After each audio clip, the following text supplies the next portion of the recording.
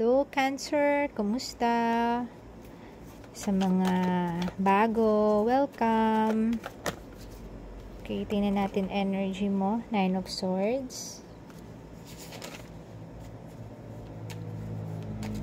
Okay, meron kang fear. May fear dito. Pwedeng sa parang may nakaaway ka. Pwede rin namang tungkol sa pera. Yung iba sa inyo. Yung iba, pwedeng tungkol sa loss. May nawala. Merong namatay. Okay? Or simpleng sobrang busy nyo lang sa mga bagay na dapat sana may priority nyo, pero hindi nyo nagawa. Okay, pwede naman ganun lang. Knight of Swords. So, may energy dito na medyo impulsive. Hindi nagpaplano. Pagka naisip, yun na. Ayun. Eight of Pentacles. Merong ilan dito may problemang kinakaharap. Pwedeng financial, pwedeng problema sa time, pwedeng sa kung ano mga resources. Idadagdag ka na rin baka kulang sa pagmamahal, kulang sa aruga, pwede din naman. And Eight of Pentacles. So, dahil nga dito maraming luck, ayaw mo mag-accept. So, mag-work ka na lang. Mag-upgrade ka. Yung iba sa inyo. And yung iba sa inyo, susub-sub na lang yung sarili sa trabaho. Kasi nga, single. Okay? Single. Ayan. Death. Page of Swords. So, maaaring meron kang tungkol to sa communication na sobrang full of energy. Okay? So, tingnan natin mamaya kung ano ang nangyari dyan. Sa kausap mo na yan. Queen of Pentacles.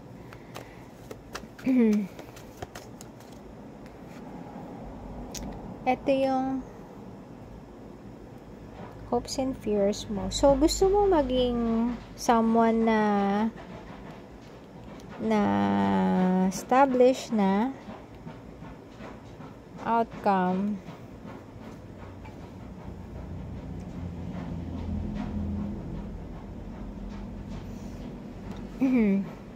Medyo naguguluhan ka sa buhay mo. Ano? Eto, yung iba sa inyo. So, yung iba sa inyo, i-reassess yung buhay nila kung gusto ba nila yung flow ng buhay nila. Ano, may realization kang gagawin. Okay? Clarify natin tong Nine of Swords. Ace of Pentacles. So, si Nine of Swords, meron kang fear. May gusto kang ma-establish pero natatakot ka. Bakit? Kumukulog, di ba? So, meron kang magandang memory from the past.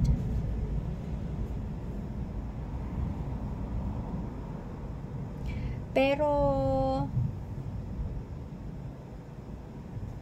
hindi mo na alam kung ano nangyari doon. Iningatan mo naman. Pero may nangyari. Clarify natin tong Knight of Swords. Okay. Etong si Knight of Swords, medyo impulsive and tahimik. Ikaw ba to?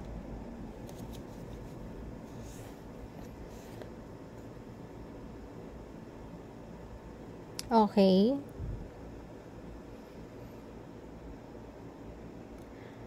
Etong, ikaw nga ito. Ikaw to, may pagka, yung energy mo, medyo ambitious ka talaga pag nag-focus ka, ayan. So, hihirapan kang mag-balance ng between relationship and sa work. Yes, oo. Relationship and work. So, pagdating sa pagbuo ng relationship, tahimik ka, okay? Medyo impulsive yung energy na nandito. Okay, so etong kung connection man na to or what, hindi ka expressive, either ikaw o yung person mo hindi expressive, malaman natin mamaya. Hindi expressive, so tahimik lang. Yun ang nangyayari.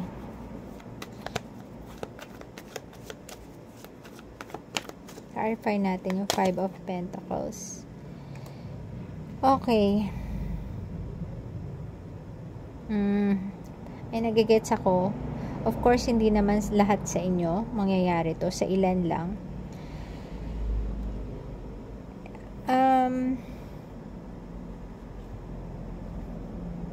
Ito pwedeng hindi naman sa connection. Pwedeng in general, maaaring sa bahay o sa buhay, medyo kulang financially.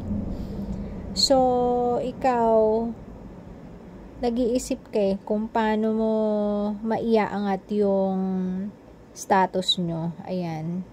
Nag-iisip ka, so nagpapakasipag ka na nagpupuyat ka, lahat gagawin mo para kasi gusto mo ng ganito. Eto. Okay. Ayan. Oh, wow. 8. Nag-upgrade ka? So, yes, mangyayari sa'yo ito. So, magiging ganito ka. Napaka-hardworking mo, tao. Kaya yung, kung ano yung sinuso mo, i-reap mo din, di ba? Kung ano yung tinatanim mo, yun din yung aanihin mo. Nang mag-isa ka, nagtanim ka mag-isa, mag-ani ka mag-isa, o di ba? Ikaw rin lahat ang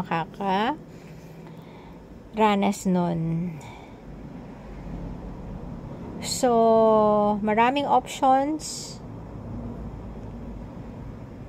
Pero, hindi mo muna tatanggapin. Kasi alam mo yung realidad ng buhay. Hindi madali. Ano bang kinatakutan mo? Bakit ka naging ganyan? Okay? Siguro, gusto mo lang talagang kakapagod naman din, mahirap, di ba? Yung iba sa inyo, di naman mahirap. Yan. Page of Wands.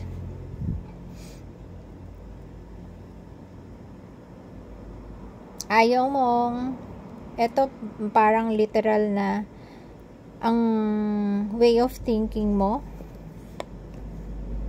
Ayan, no? Nilalayuan mong magmahal. Ayaw mong gamitin ang puso mo. O iiwas ka na lang and gusto mong habulin ang opportunity. Sa opportunity ka nakaharap nakatalikod ka sa puso. Ito, ang tingin kong principle mo dito, ayaw mong maging ganyan ka hanggang sa mamatay. Ayaw mo ng ganyang buhay. Okay. Diba? Page of Swords.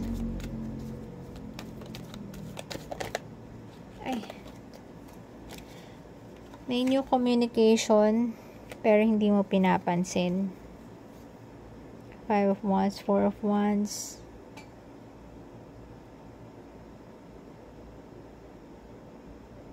Ito. Kahit na lahat ibibigay niya sa'yo, lahat, pati marriage, ready siya. Ibibigay sa'yo. Pero, hindi mo pinapakinggan. Nakafocus ka sa goal mo. Ayun. Kaya pala Knight of Swords. Isip mo talaga ang ayaw mo maging impulsive. Ikaw pala yun. Ayaw mo ng impulsive. Ito pala yung ibig niya sabihin. Wow. Yung takot mo or yung hope mo, gusto mo maging isang established na queen. Alam mo yun? Ano kasi, ang nature mo, mapagbigay ka. So, yes, sa ngayon, takot ka pa. Mukhang etong nag-a-approach sa'yo ay mukhang established na. Maaaring siya ito. Siya yung pangarap mo, oo. Kasi gusto mo yung mga ino-offer niya sa'yo, yes. Pero may gusto ka kasing marating by your own. Ayan, no? Kaya, nire-reject mo siya. Ayan. Hindi mo pinapansin etong taong to. Although, alam mong ipoprovide ka niya ng stability, may stability dyan, pero ayaw mo munang tanggapin. So, sinaktan mo ang puso niya, okay? So, outcome, 5 of Cups. Ano yung in-avoid? Ang linaw. 5 of Cups. May kinakatakot ka kasi sa relationship eh. Ayaw mo pang magkaanak, yung iba sa inyo. Yes, masaya. Gusto mo ng saya, pero hindi ka pa ready magkaroon ng anak. Gusto mo pang maabot yung mga pangarap mo. Ayan. Magician, the Wheel, the Chariot. Gusto mong mabago ang mundo mo.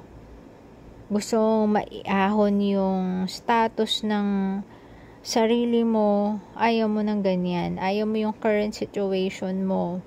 Yung minamanifest mo, kabaligtaran lahat ng mga nangyayari sa'yo ngayon. Ayaw mo na ng ganyan. Kaya ingat na ingat ka dyan na baka mangyari sa iyo to. Final message. 5 of Wands.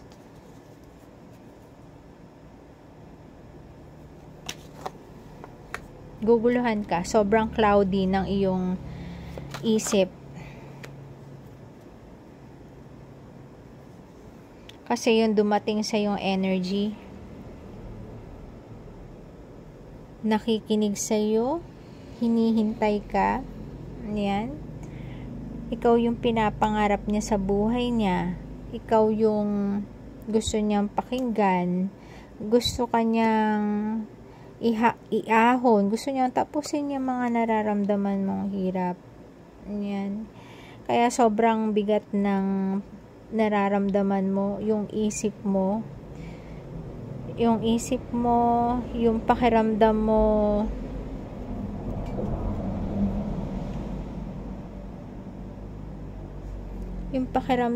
sobrang bigat, alam mo yun. Kasi gusto mo ng gusto mong tanggapin yung mga opportunity nito. Pero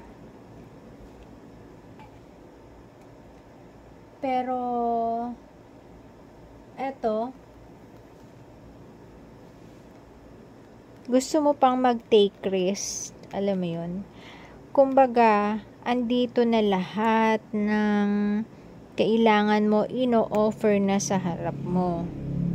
Pero, merong isang magandang opportunity sa work na gusto mo i-take risk. Ayan. Kaya gulong-gulo ang isip mo. Okay, so ang bigger picture eto yun. naguguluhan ka, natatakot ka kasi may gusto kang gusto kang marating gusto mo rin tong connection na to, yung ino-offer sa'yo. Pero gusto mo rin tong opportunity na ino-offer sa'yo sa work. Ayan. So, ang ito magiging outcome, yung i-avoid mo, i-avoid mo yung wish fulfillment mo, kung ano man yan, no? Yung kung ano talaga yung wish mo, yun ang i-avoid mo. Maaaring mag-take risk ka dito. Kung ito yung wish mo, ito yung ano ba ang mas mahalaga sa'yo? Yung wish fulfillment mo o yung opportunity na nakaharap sa'yo? So, dun ka naguguluhan sa dalawang yun. Ayan. Nakalatag na, ni-ready. Pero alam mo kasi dito, magiging dependent ka sa kanya Maaaring tong taon to, kayang-kaya niya i-provide sa'yo lahat. 'Di ba? Kung magiging masaya ka dito sa taong to, kasi lahat ibibigay sa'yo Kung magiging masaya ka dito, at tingin mo na sa long term nyo, magiging masaya ka, or may mga tao kasi na gusto nila, sila yung may control sa buhay nila. Ibig sabihin, gusto nila sila yung kikilos, sila yung mag-aahon sa sarili nila sa hirap nila mismo. Well, if bata ka pa, sige. Okay, 'di ba? Pero kung yung iba sa inyo baka may anak pa sa previous relationship, pwede rin. So, ito sobrang established na ng nito, ng parang lahat na yung todo, ito na yung kanyang financial stability, lahat ng hingin mo talagang maibibigay niya. Kaya din niya kahit na may anak ka, kahit na 10 pa yan. Ayan, ganun siya ka-stable.